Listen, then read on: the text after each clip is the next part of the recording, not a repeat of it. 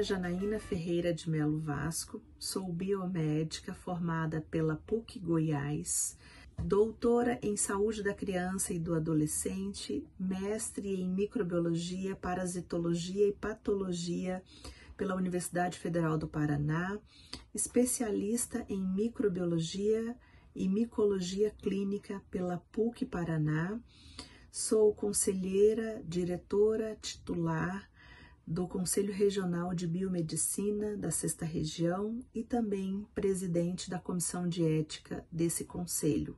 Sou professora universitária das disciplinas de Microbiologia Básica e Clínica, Micologia e Parasitologia e também supervisora de estágios em Biomedicina.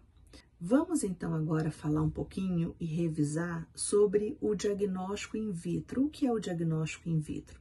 Então, o diagnóstico in vitro são testes feitos para diagnosticar a presença de micro-organismos patogênicos, principalmente bactérias, e detectar se essas bactérias são resistentes às drogas testadas, tendo como resultado desse teste a identificação do nome do micro-organismo, do nome da bactéria e quais são as possíveis opções terapêuticas para o tratamento dessa doença infecciosa.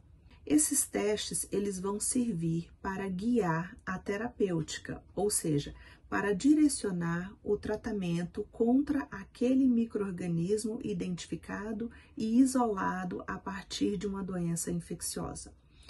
O teste vai identificar quais são os antimicrobianos aos quais o micro-organismo é resistente, ou seja, não pode ser utilizado como uma opção de tratamento, uma opção terapêutica, e quais são os antimicrobianos nos quais o micro-organismo é sensível e, portanto, podendo ser uma opção terapêutica.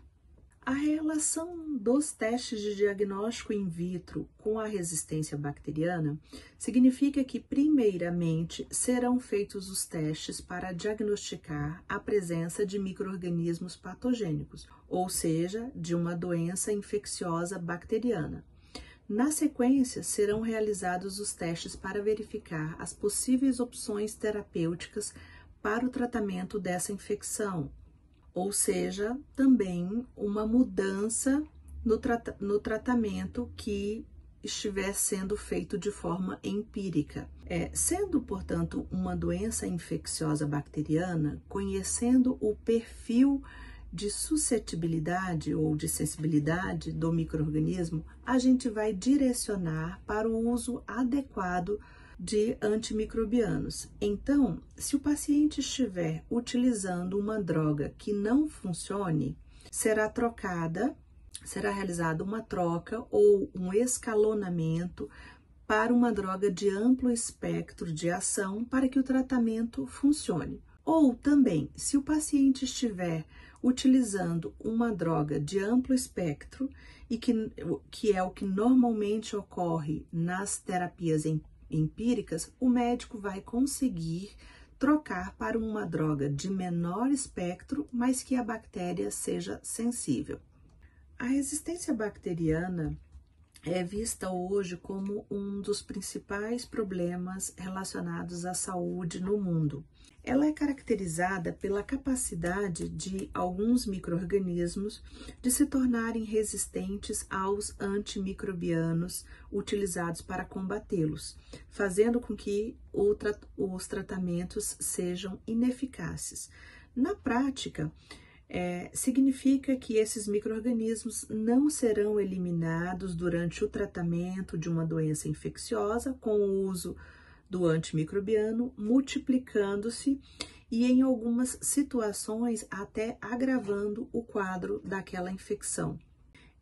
Essa resistência aos antimicrobianos, ela pode ser causada por vários fatores, mas o mais importante e o mais comum e que também exige uma conscientização das pessoas é o uso dos medicamentos de forma excessiva e também sem prescrição ou acompanhamento de um profissional de saúde, ou até mesmo a interrupção do tratamento antes do tempo previsto.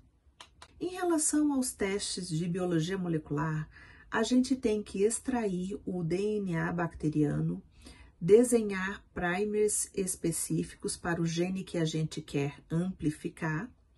Esses são genes já identificados na literatura para aquele mecanismo de resistência, e aí realizar a reação de PCR e detectar o gene de resistência.